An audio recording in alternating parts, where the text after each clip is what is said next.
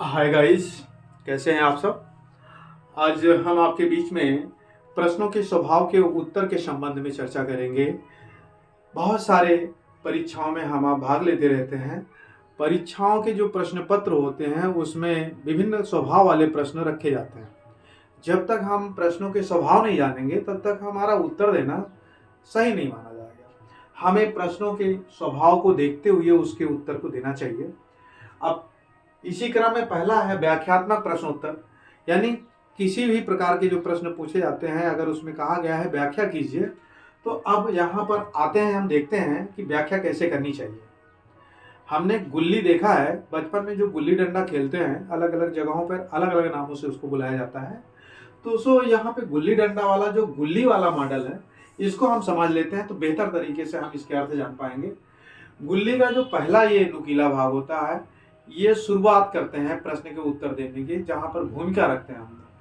शुरुआत में हम भूमिका बनाते हुए गहरे और स्पष्ट अक्षरों और शब्दों का वर्णन करते हुए आगे बढ़ते हैं। फिर हम व्याख्या करते हैं जहां पर ठोस मटेरियल देना होता है ताकि हमारा प्रश्न का उत्तर एकदम क्लियर हो सके। प्रश्न के उत्तर देने के बाद हम उसकी अंतिम में निष्कर्ष पर पहुंच जाते हैं। वहां पर हम ठोस शब्दों के स्थान पर सरल शब्दों की ओर बढ़ते जाते हैं। अंत में हमारा प्रश्न का उत्तर कंप्लीट हो जाता है। दूसरा है आलोचनात्मक प्रश्नोत्तरी। बहुत सारे प्रश्न के बारे में कहा जाता है इसकी आलोचना कीजिए। तो चलिए, आलोचना करना होता है तो फिर वही गुल्ली का मॉडल लेते हैं, भूमिका बनाते हैं, अंतिम में निष्कर्ष देते हैं, लेकिन बीच में हम उस प्रश्न के केवल आलोचनात्मक पक्ष का ही वर्णन करते हैं ताकि हमारा प्रश्न का उत्तर कंप्लीट हो सके। यहाँ हम केवल आलोचना ही देते हैं, यानी उसके हम निगेटिव पक्ष पर ही प्रकाश डालते हैं। तीसरा है समालोचनात्मक प्रश्न।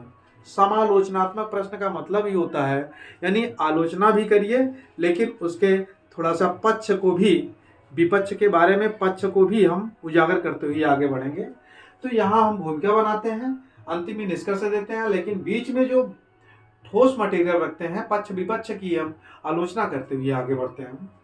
चौथा है विवेचनात्मक प्रश्नोत्तर। विवेचनात्मक प्रश्नोत्तर से तात्पर्य आप अच्छी तरीके से जानते हैं कि किसी प्रश्न यानी किसी सिद्धांत को लेकर के, किसी विचारधारा को लेकर के जब वहां पर विवेचना करनी होती है तो स्पष्ट उस विचारधारा का वर्णन करते हुए हम आगे बढ़ते हैं कि ये विचारधारा कितना सत्य है, यह सिद्धांत कितना सत्य है, यह संकल्पना कितना सही है, उसका हम क्रमबद्ध रूप से विवेचना करते हुए आगे बढ़ते हैं। हम भूमिका बनाते हैं, निष्कर्ष बनाते हैं, लेकिन तथ्यात्मक व्याख्या यहाँ पर अवश्य करते हैं। यही ठोस मटेरियल होता है इसका।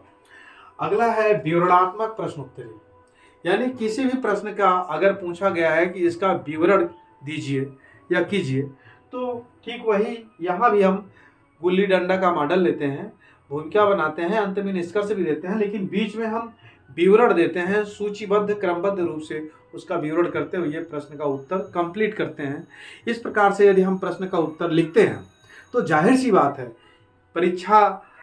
परीक्षक जो होता है हमारी कॉपी को पा करके वह खुश भी होता है और उसके कलम से हमें अच्छे से अच्छे नंबर भी मिलते हैं। हमारा वहाँ पर काम ये होता है कि ज़्यादा से ज़्यादा मूल्यांकनकर्ता से हम नंबर प्राप्त कर लें।